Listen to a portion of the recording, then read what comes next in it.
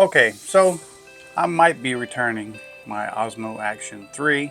I know that I was ride or die and maybe I lied, but we're going to talk about that in just a second. This is my last side-by-side comparison between the Action 2 and the Action 3. Yes, this is the Action 2, this is the Action 3. Now this is indoors, but with that being said, I do have a huge softbox right here, and I also have a fill light on this side. And this is where I normally film all my product reviews, and it's quite bright in here. And I had a question on one of my previous videos, and they were like, well, why are you zooming in on the Action 3 footage? That's going to make it look grainier. And I responded, of course, that, well, I'm not zooming in on one or the other. That's just how they are in standard D-Warp.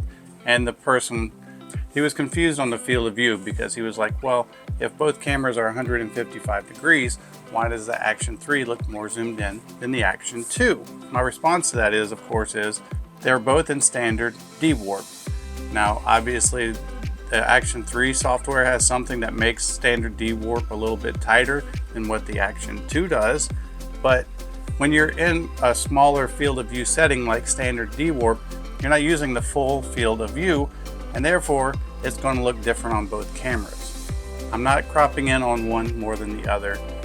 They both have the exact same settings, which is right now is 4K 24. I have the EV comp at a -0.7 on both cameras, and everything else is in auto with normal color.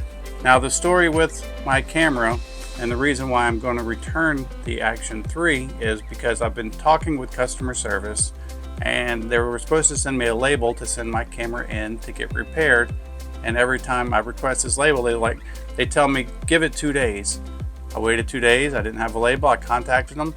They said, give it 2 more days. I waited 2 more days, I still don't have a label. It almost feels like they're putting me off until my return window is closed. So rather than get stuck with a blurry camera, I'm going to go ahead and process the return and either get the camera exchanged out or do a full return on the camera and just buy another Action 3 once they have this issue resolved. And I'm sure you'll be able to tell by looking at these 2 images how much they look different. And that brings up a whole nother argument. You have a lot of people out there saying, well, it's an action camera, you're expecting too much, this and that.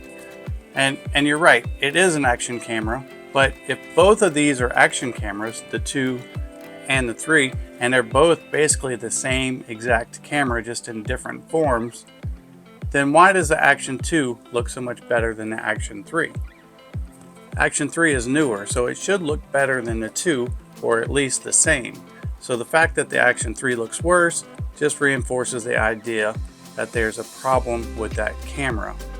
And it's not fair to an individual to pay $300 to $400 for a camera that's worse than the previous generation. That's why I'm going to return my camera in an attempt to get a good camera. So just drop in the comments down below what you think about the footage, which one looked better to you, Action 3 or Action 2, and let me know your thoughts and what you would do. I'm Steve WB, and I'm out.